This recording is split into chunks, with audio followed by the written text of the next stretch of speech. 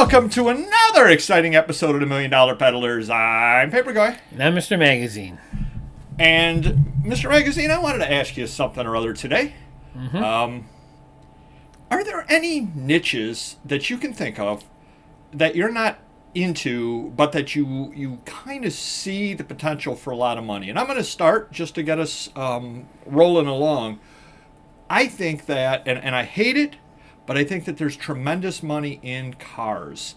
Just collectibles and things. I'm not talking about obviously buying and selling, a 1974 Dodge Duster. Right. I'm talking about if you set up an eBay store and you literally had Mercury and you had Chrysler and you had and you bought car magazines and you bought the dealer brochures and you bought the postcards and you bought anything pertaining to cars.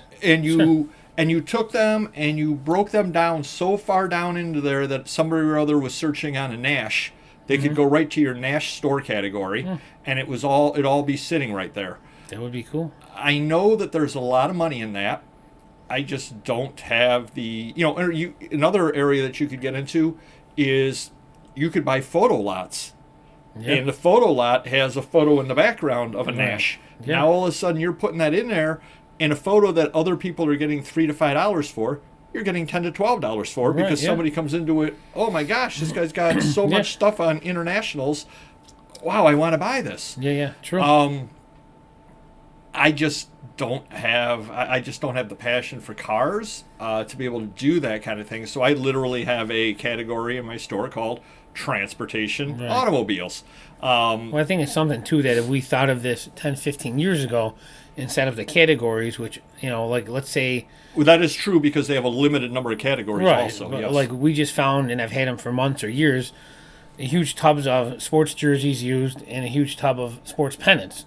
Now, we could do all 30-something teams of football, all 30 baseball, all 30, have all these categories, and then have those players or teams that are in those teams in there, and there's 100-something niches, really sub-niches, you know what I mean, for sports. And that would be great if we did it 10 years ago. If I want to do it now, you're like, well, I started now. I've already, for 10 years, I never did it. I just had a pennants category, or I just had a jersey category, or a hat category, where now, you could break it down and have 100 items in each one if you really had the time to do it. But, we've grown so far, we don't have the time for that. We have other niches we're dedicating a lot of time and effort to. Well, and I do think another big deterrent to it, again, is the fact that eBay only allows 300 categories. Right. I believe it is. And I believe you're maxed out. Oh, yeah. If we're always ending one old one with hardly anything in it and putting something new in it, so, yeah, definitely. So that would be definitely a problem. Yeah. Or, you could get, and this is where I think the eBay store gives you tremendous potential. If you're another niche that I certainly know you could do well in, wrestling. Yeah. You just literally, and then you just have, he's got a Hulk Hogan section. Yeah. He's got a Goldberg section. Yeah. He's got a Steve Austin section. And everything you find from action figures to magazines, all the way through trading cards and so on. Sure. And each one has, each of the big people have their own. Then you got, a category for Japanese wrestling, a category for the Mexican wrestlers and so on. Sure, yeah. But I don't think a lot of people necessarily think that way on how to do things, and I certainly never have. What got me thinking about this was another category that I think that people could make a lot of money in.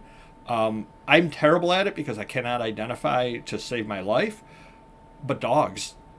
Yeah. You certainly could do that with dogs. No doubt at all about it. You've got, all of the different types of dogs. Your store is set up with, true. 120 different breeds of dogs, and so on, and you just bring it on down. Somebody wants an Afghan hound, they want a Yorkie, they want it. Well, you've got it. You've got stuff about it. Yeah, I mean it's endless. Really, sneakers. You can have different brands of sneakers, or different kinds of Nikes, or men's, women's, kids. Stuff like that too. Sure.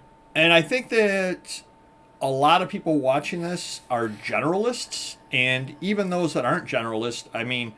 I know a lot of people that watch us are postcard people, and they do get down into the state, but how much further down do they drill, can they drill? Right. They've got the 50 states, they've got the top 25 countries or whatever. They might have one for trains, they might have one for ships, right. Holidays, that kind of thing.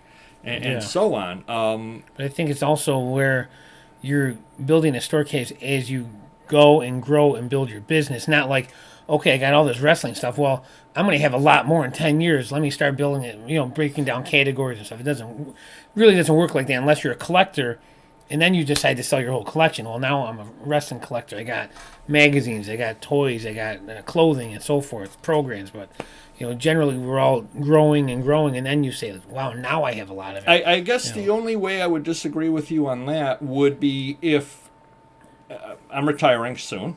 I don't know if people know that or not. But let's just pretend that I wanted to do that car thing. Let's just pretend that I wanted to do it. Mm-hmm. I want to start up an eBay store that just does car stuff. Yeah. Well, now I start, every time I pick up car stuff, I put it aside. There you go.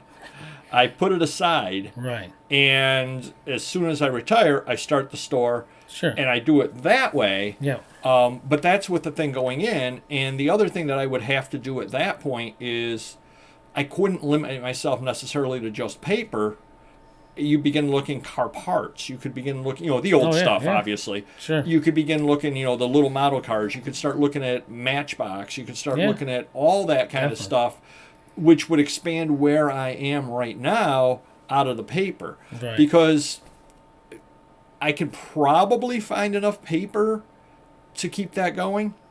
But, okay, just car stuff. But if I expanded into, now I'm going to do Hot Wheels, now I'm going to do toy model kits and so on, then all of a sudden now, because I'm not looking for those things right now, I could go to garage sales and walk by them every day of the week and not pay any attention whatsoever to them because I don't deal in that kind of stuff. Sure. Whereas if all of a sudden I change it to go, hey, I want to get into autos across, so I guess I've chosen my niche to be paper. Mm-hmm. And that's what I look for is paper. Yeah.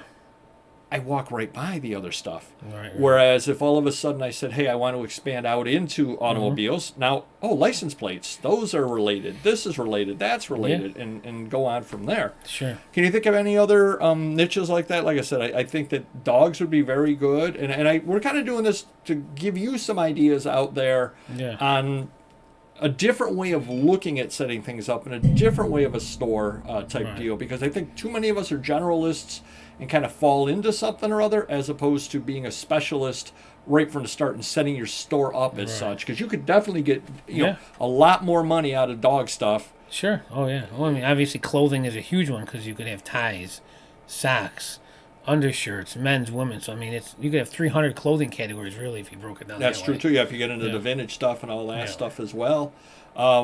Just so many different opportunities out there for all of us. And again, one thing we do try to do on this channel is flip things on our head sometimes, so you look at it a little bit differently. And hopefully that is just a different way of thinking about it. Start up another store. Give it a try. If you love dogs, make it your passion and make that be a side store that you got running.